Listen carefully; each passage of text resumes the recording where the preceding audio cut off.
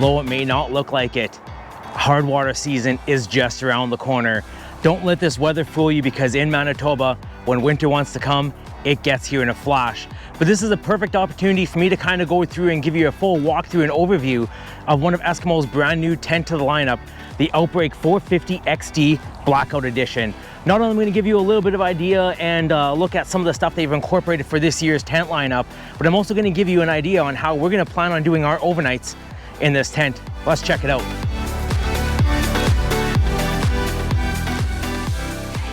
So before we go into the tent, I'll give you a couple of the specifications on this thing as well. It is pretty much the baby brother to the 650XD.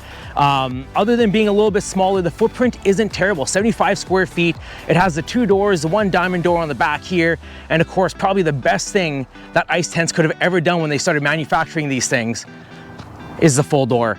That full door is an absolute game changer, especially when you're bringing gear in and out. And it kind of saves you some trips and some bruises.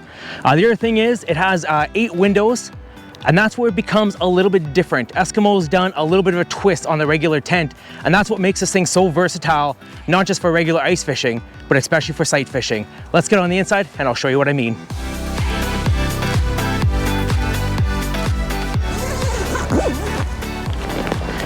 Like I said, I can't say how much I love these full doors. This is a huge game changer.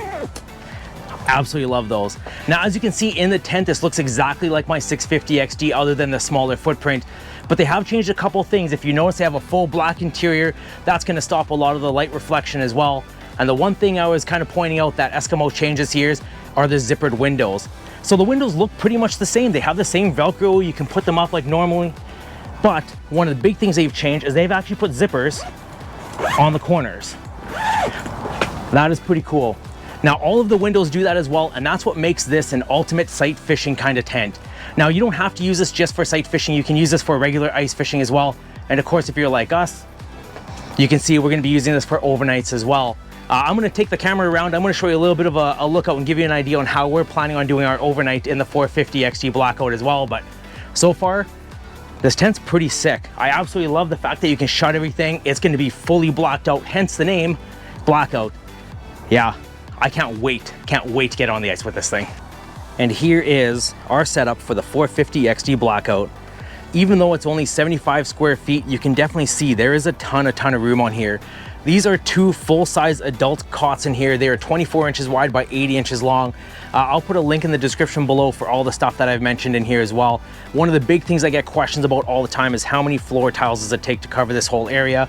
For this tent, it is 21. These are the 2 by 2 foot foam tiles. I don't have the holes in yet, but we are going to be putting them straight down the center. And we still have plenty of room for storage, for chairs, and a couple other additions that you can definitely do to your tent are these Arclab wingman shelves. Right now, we're just holding our 10 amp power box on them. That's going to help us charge our phones. They have rod holders. You can put, just storage and whatnot on top there as well. And it's just really nice to have something above your bed that's readily accessible, and you don't have to worry about fumbling around in the middle of the night or maybe dropping them down the hole like I've done before. Now, with that all being said, one thing I'm always gonna mention in every single one of my overnight videos or explanations on how we do overnights is carbon monoxide detectors. It doesn't take much. It's 50, 60 bucks. Go buy one, keep it in your tent. Not even if you're doing overnights, but if you're doing long extended stays in a tent while you're fishing, it doesn't hurt. That thing can save your life, and I'm gonna mention that in every single one. So yeah, that's probably the most important thing I could ever say, depending on what kind of gear you have, what kind of tent, what kind of heater you have.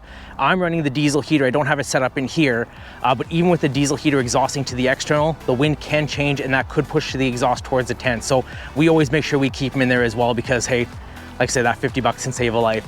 I'd like to thank you guys all very much for watching. If you have any questions about the tent or our overnight setup, even in the 450XD Blackout, feel free to let me know. I'll see what I can do to answer them. It may not look like winter is here, but in Manitoba, when it comes quick, and it comes with a vengeance. So hopefully next time we see you, it's gonna be on the ice. Until we do, stay safe and keep it real.